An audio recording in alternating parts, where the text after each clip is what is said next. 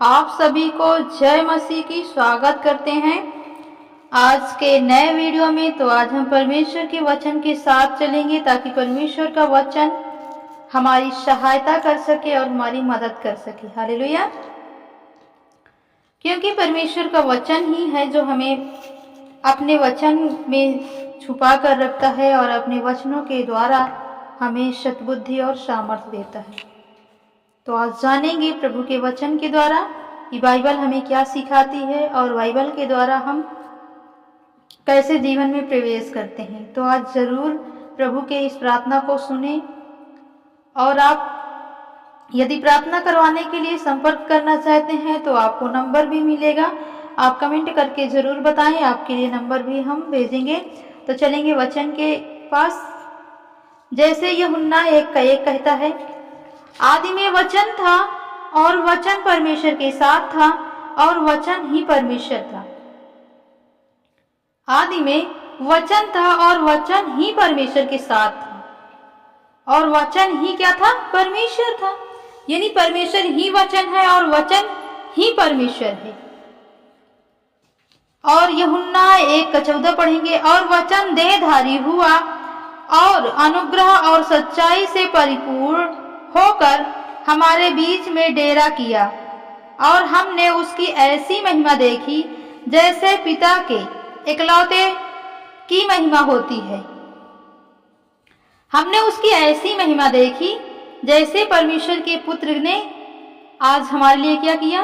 अपने प्राणों को दिया। हमारे लिए उसने सलीब पर अपने जान को दिया, लहू बहाया, कोड़े खाए, कांटों का ताज पहना, मारा गया, गड़ा गया, फिर भी वो मुर्दों में से क्या हुआ? जी उठा। क्यों? क्योंकि वो अपने प्रेम के अनुसार वो हमसे क्या किया? इतना प्रेम किया कि उसने अपने इकलौते पुत्र को दे दिया और उसका इकलौता पुत्र अपने पिता की इच्छाओं को माना और उस पर चला। अगला वचन देखेंगे, कुरिन्थियों 12:7 वचन है, किंतु सबके लाभ पहुंचाने के लिए हर एक आत्मा का प्रकाश, यानी हर एक आत्मा का प्रकाश दिया जाता है। कौन देता है? प्रभु यीशु मसीह देता है। यदि आप प्रभु के वचन को सचमुच ग्रहण कर रहे हैं पूरे विश्वास के साथ, गहराई से, तो वो परमेश्वर का वचन आपको बल के साथ, शक्ति के साथ, सामर्थ्य के साथ आपके साथ बात करेगा और आपके वचन, जो प्रभु को वचन आपको दिया जाता है, वो वचन आपको गाइड करेगा, आपको बल देगा और आपको सामर्थ्य के साथ क्या करेगा? ऊंचे उठाएगा।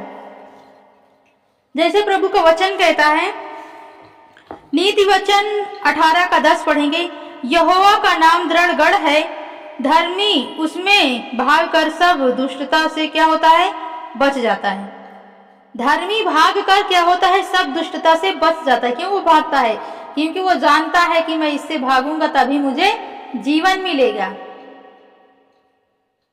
इसलिए हमें गुनाह से भागना है, पाप से भागना है, ताकि हम जीवन को प्राप्त कर सकें।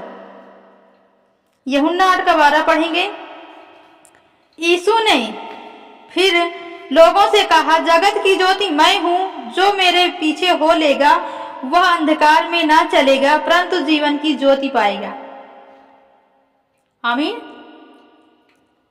यीशु ने कहा कि जगत की ज्योति मैं हूं, यदि जो मेरे पीछे हो लेगा वो क्या होगा? अंधकार में ना चलेगा। हमें किसके पीछे होना है? प्रभु यीशु मसीह के पीछे जाना है, ताकि हम अंधकार से बच सकें। यदि हमें बचना है तो हमें अंधकार से बचना है प्रभु के वचन के द्वारा। जैसे अगला वचन पढ़ेंगे, कुलुस्सियों 3:3 वचन, क्योंकि तुम तो मर गए और तुम्हारा जीवन मसीह के साथ परमेश्वर में छिपा हुआ है। हमारा जीवन परमेश्वर में छुपा हुआ है, हमें खोजने की जरूरत है। आगे पढ़ेंगे मत्ती 4:4 वचन, उसने उत्तर दिया, लिखा है, मनुष्य केवल रोटी ही से नहीं परंतु एक एक वचन से जीवित रह सकता है जो परमेश्वर के मुख से निकलता है। ये वचन जो है ये किसके मुख से निकलता है? प्रभु यीशु मसीह के मुख से निकलता है। हम उससे जीवित रह सकते हैं।